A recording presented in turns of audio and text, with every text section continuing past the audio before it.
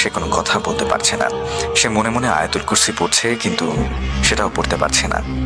ঠিক এমন সময় আমার ছোট খালা মামির কাছে গিয়ে তাকে ধরে ধাক্কা দেয় এবং বলে, কি হয়েছে, কোন দুনিয়ায় আসো, এতটা কি শোনো না কেন?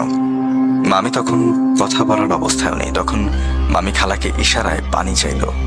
এরপরে মামি কিছু বলার আগে সবাই আবার সেই কালকের মতো বাথরুমের মধ্যে হেঁটে যাওয়া পায়ের আওয়াজ শুনল এবং খুব জোরে জোরে আসছিল। মনে হচ্ছিল যে প্রচন্ড রাগে কেউ খুব দ্রুত হাঁটছে, ঠিক তেমন একটা শব্দ হচ্ছিল। আমার ছোট খালা সহ সবাই অসম্ভব ভয় পেয়ে গেল। এবার বাথরুমের মধ্যে শুধু হাঁটা না, কল থেকে অনবরত পানি পড়ার শব্দ আসছে। তখন মামি তার সাথে ঘটে যাওয়া ঘটনার কথা মুখে বলে, অর্থাৎ সে যে একটা অবয়ব দেখেছে লাল জামা এবং লাল ধুতি পরে, সে তার গলার টিপে ধরে এবং সে কথা বলতে পারছিল না, সেটা সে বলে। তিনজন গুটিসুটি দিয়ে সূরা পড়তে থাকে। মামাকে অনেকবার ফোন দেওয়া হয়েছিল, কিন্তু ঘুমিয়ে আচ্ছন্ন থাকায় মামা ফোন ধরছে না। অর্থাৎ একেবারে খুব সকালে এই ঘটনাগুলো। এভাবেই সবাই সারা রাত আতঙ্কের মধ্য দিয়ে পার করে, অর্থাৎ একেবারে শেষ রাতের ঘটনা। সকালে মামা আসলে সবাই সবকিছু খুলে বলে। এবারও সে বিশ্বাস করে, এবার সেও বিশ্বাস করে হাসপাতালটা হলো মামার কয়েক বন্ধুর যৌথ উদ্যোগে নেয়া। তো মামা সকালে একজনকে ফোন করে আনে, অর্থাৎ হাসপাতালের মালিক একজনকে ফোন করে আনে এবং রাতের সব কথা বলে। সে এগুলো তাদের ভুল বলে চালিয়ে দেয়। যদিও মামিকে ওই দিন বাসায় আনবে, তাই কোনো কথা মামার বাড়ায়নি।